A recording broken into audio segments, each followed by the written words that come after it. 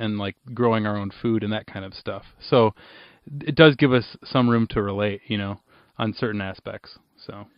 Well, it's not surprising that she would have an interest in that regard, because that is a nurturing aspect, like feeding your family, and you don't want to feed your family garbage. And she's on the right track, because I'll tell you, I just read a study in National News, not that I accept everything on that website, but the average fast food hamburger patty contains 2% actual meat. Huh. Yeah. Wow. Well, I guess we're fortunate in that we just bought a half a cow then. So. Oh, hey, you're very smart, because you've tracked down your food at the source, and that's where eventually I want to get to. Actually, Leonard, if you were interested in purchasing that, they actually purchased that from my in-laws. They have an organic beef farm 2 minutes from where Sam and I are right now. So we could probably get you meat at a good price if you're ever looking into that. Well, that's very tempting, but I'll tell you what, I have to save up about $8,000 for the next generation of Apple products that are coming out, and maintain a kind of a standard. Because I'll tell you what, my 5-year-old Mac Pro is just being used to the absolute maximum. I bet. Yeah, I've started my own video production company now called Imagine Productions.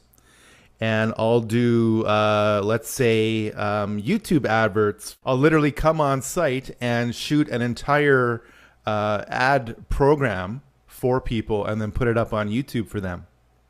That's great. I saw you did post on your YouTube channel something you had done for your church for the few days that you had it up, or whatever it was.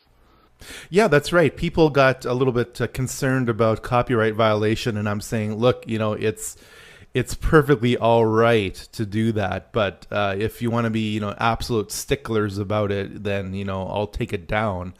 I certainly, what I've done is delist it. So along with my videos, my feature video, it still exists, but I have to send it to someone in a link in an email. Mm-hmm.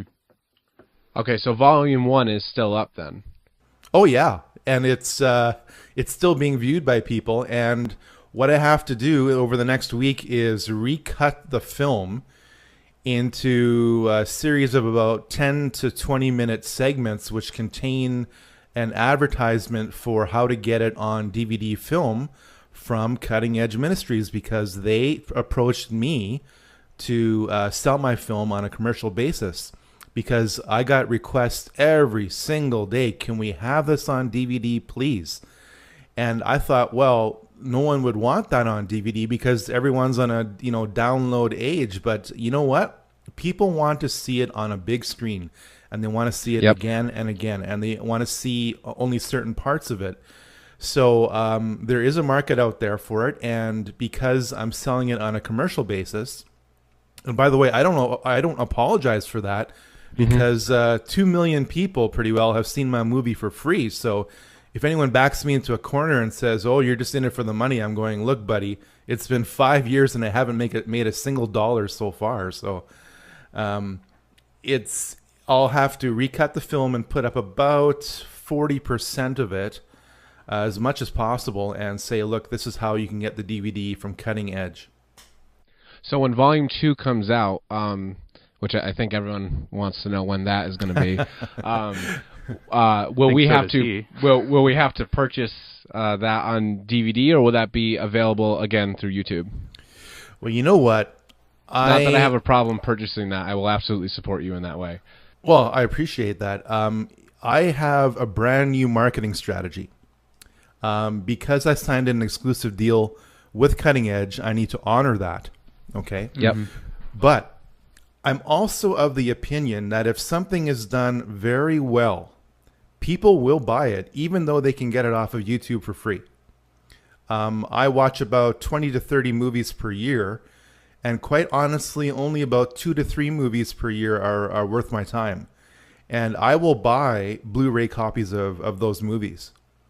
And I have no problem, doing that.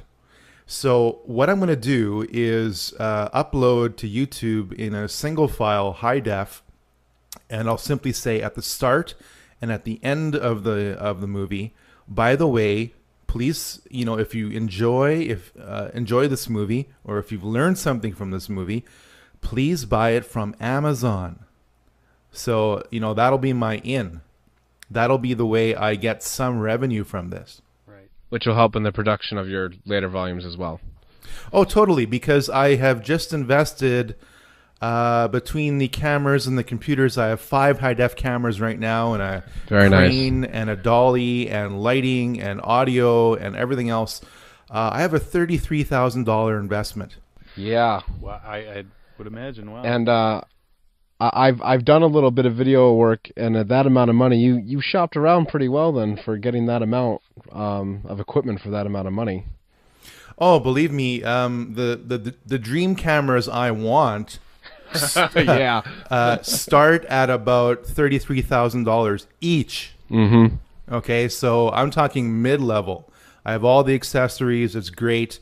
The cameras, in my mind, are expendable because in about 2 to 3 years, I want to go with 4K video. And that's just the awesome, the power of that 4K resolution. If you've ever seen a 4K TV, you just drop your jaw at it. It's just so powerful. And that is a medium which the church isn't really paying attention to. Yeah, we've got, Christian TV and so on, but I'm talking about using technology to expose systems of control. Mm-hmm. And that is something which the church is almost entirely silent on. And I think that's quite a shame because, you know what? I've just realized this. I'd say in about 10 to 15 years, what I'm doing won't be required anymore.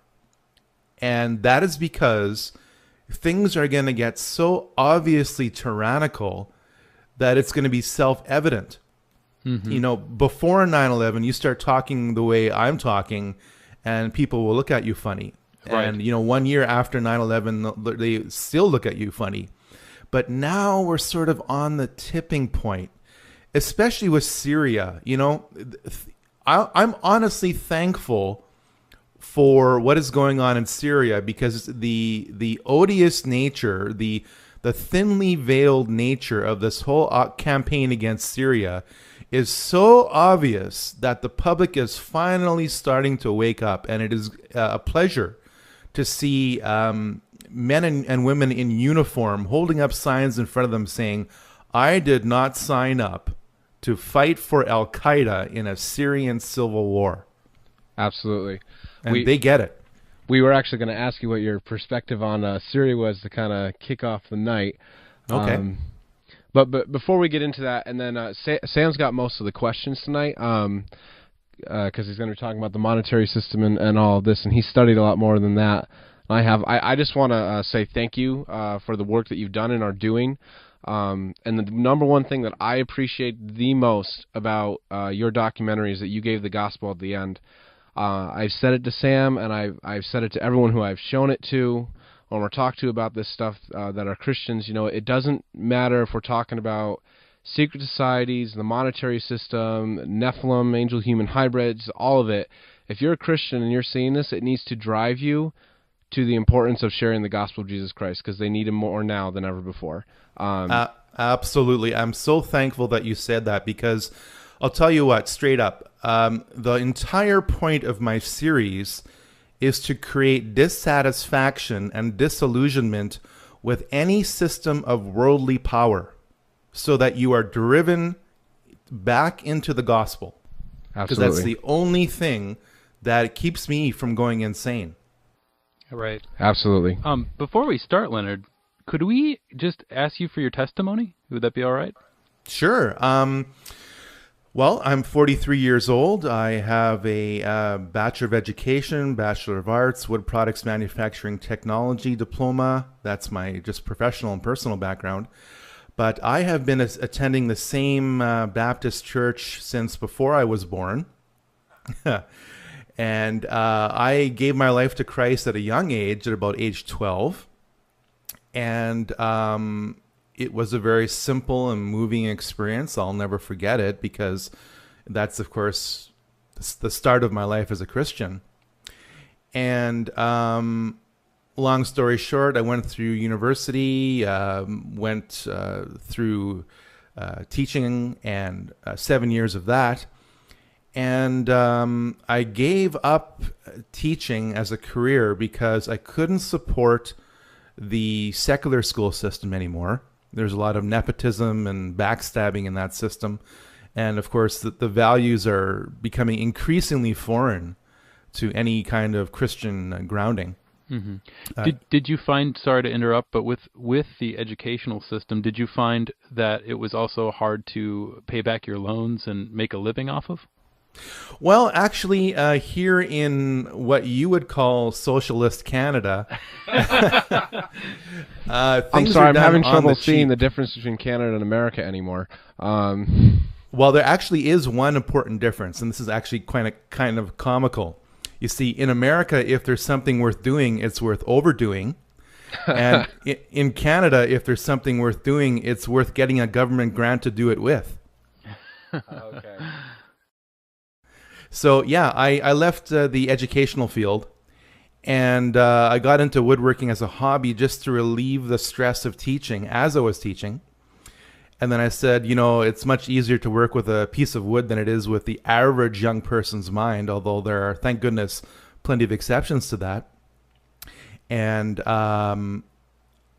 basically in 2005, I had an awakening to the realization that we are living in the final 1% of history, and that all along for about 18 to 20 years, without me knowing it, God led me down a specific career path to prepare me to reveal that revelation to as many people as I could.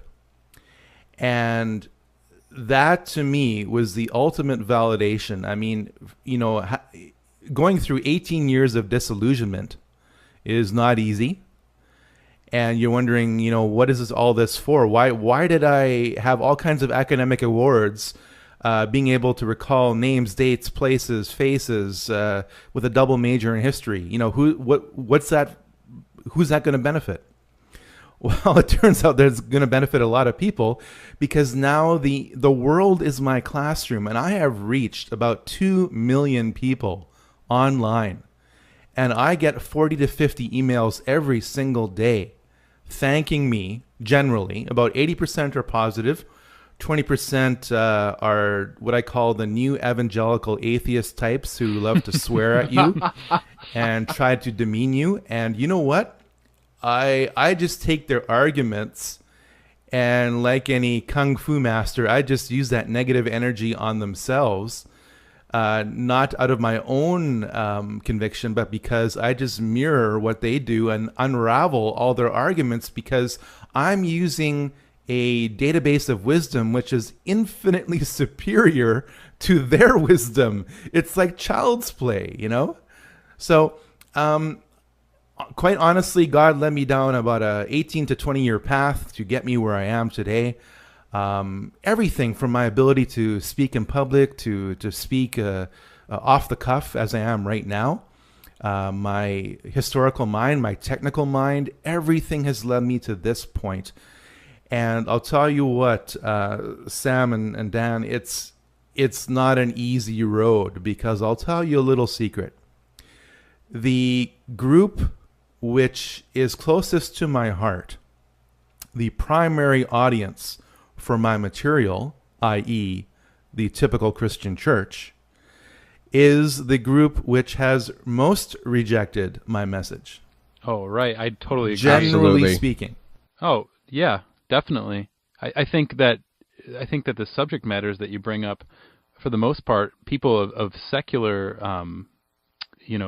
lifestyles can at least, grip onto those things more naturally than your average church goer.